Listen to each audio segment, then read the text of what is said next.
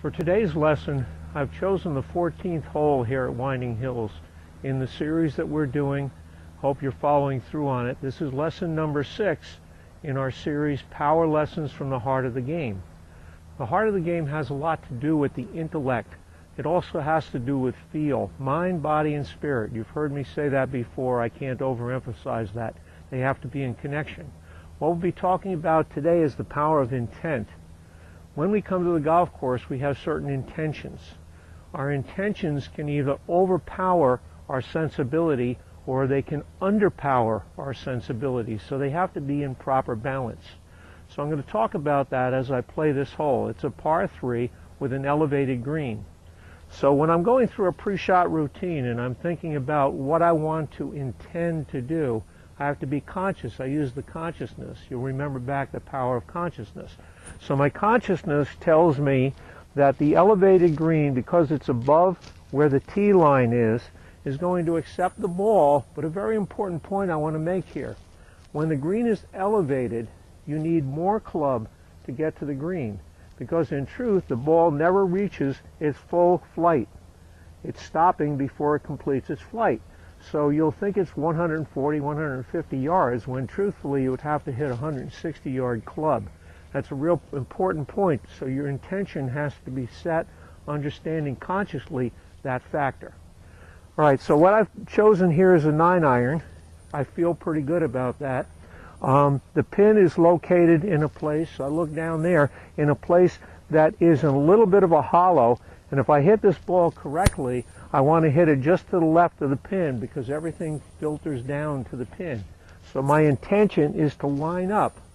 But very importantly, I don't want to shift my intention to trying to make the ball go to that spot. I want to line up to that spot and then trust the magical force of the swing, which comes from proper intention. So we have to have a willful desire to accomplish this, but we also have to be very clear in our intent. I'll make this shot and then we're going to go down to the green from whatever result I get, and I'll demonstrate either a pitch or a putt from there and talk about the same concept. So here we go. A couple of practice swings just to loosen up. Remember, your practice swing shouldn't be the same power as your regular swing. All you're really doing is feeling the club head.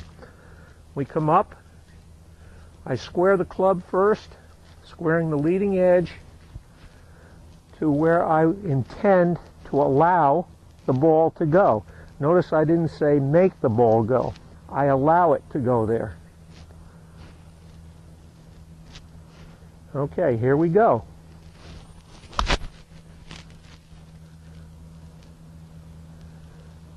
Okay, my intent on that one was to allow the club to flow, but I pulled the ball to the left. So it's just ever so slightly to the left of the green. So that's how far you can go off if your intention isn't properly placed. There was a little bit in me that wanted to make something happen. I'm going to hit one more, trying not to intend to hit the ball, just let the ball be hit.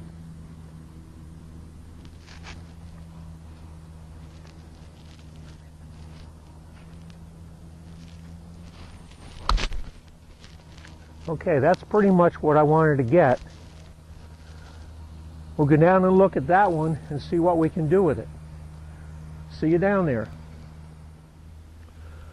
Okay, the first shot that I hit came over to the left here. That's the one I said my intent was to line up properly, but I got overzealous. The other one was on the green, pretty much what I wanted to accomplish. But I'm going to demonstrate something that I want to go over. This is a perfect kind of a shot where your intention has to be absolutely clear. Hitting from up here, I have to huge break down to the hole, and as it goes down to the hole, it's going to pick up gravity speed. To get this ball close to that hole is almost impossible. First thing I have to do is hit a very soft shot that'll land right on the top of this ridge. Then that ball is going to filter down to the hole and it's going to continue to break. So my intention is to let it go softly to that point. Now I've chosen a sand wedge for that because it doesn't have as much impact, it won't have as much forward motion. I usually can handle a shot like this pretty well, so I'm going to give it 1 or 2 tries and we'll see what happens. Not an easy shot, has a great demand for clarity of intent. If we get too purpose focused, we are going to lose our clarity intent.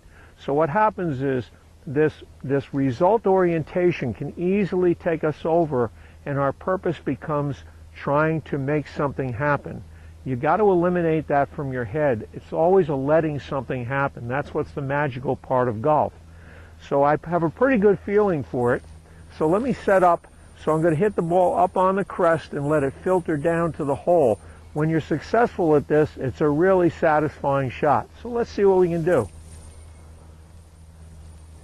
Okay, I feel pretty good about it, so let's see. Remember, the distance is controlled in the backswing, not the forward swing.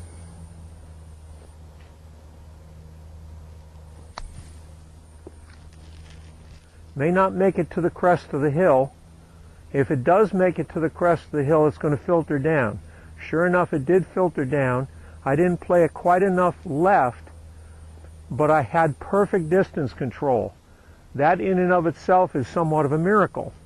I'm going to hit another one and play it up further and see if I can get it even closer.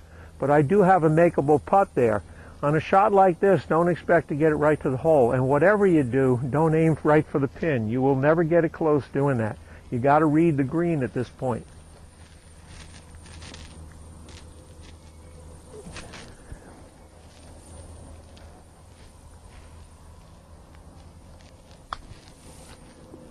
That's a little further now to the left. Let's see how that filters down.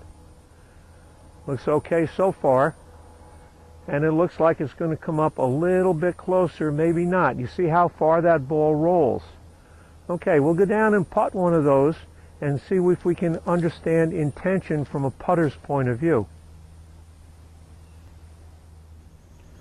All right, this is the first ball that I hit down. And even though it came up below the hole, that's pretty well understandable. But what I've left myself with is a perfect uphill putt. It's straight in. So after a ball lands, you always want to watch what happens after it goes by the hole, because that's going to give you a clue for your next putt. If it breaks after it goes by the hole, you're going to have an idea of what's going to happen coming back up. An uphill putt, when you hit that, you hit it a little firmer. Be careful that your intent is not to hit it harder. Just sense that it's uphill, and your intuitive sensibility will take over on that. So don't worry about it. So we do the same thing. We square the blade. Now, one of the keys to this situation today is they've top-dressed the greens with sand. When you've top-dressed the green with sand, remember that if any sand gets between the putter blade and the ball, it will deaden the strike. So make sure sometimes on a day when there's top-dress, it's a good idea to bring a towel, small towel out with you to wipe the ball off. I've already cleaned the ball in this situation, so I've set myself up for the greatest possibility from intention to make a good strike on the ball. I'll do a little plumb bob here. And a plumb bob just gives me an idea if there's too much tilt in the green that'll cause it to break left or right. I'll walk up. I always approach this from the back to get a sense of how it may roll. I'll walk up and set my putter blade square to what I feel my intention is for where the ball wants to roll. I'll set up, I'll settle in, and start to feel a sense of where I am. Square up, feel it, and then let it happen. At this point, right before the strike, I disconnect from the hole. If your intent is to hit it in the hole, you probably won't. If your intention is to create a good putting stroke, well-felt, heartfelt putting stroke, you got a good chance of making the putt. So that's real important. It almost seems contrary to normal thinking. I don't want to think about the hole. You do the thinking about the hole and allowing the ball to roll into the hole prior to the stroke. It's hard to believe, but your intuitive sensibility will carry you through.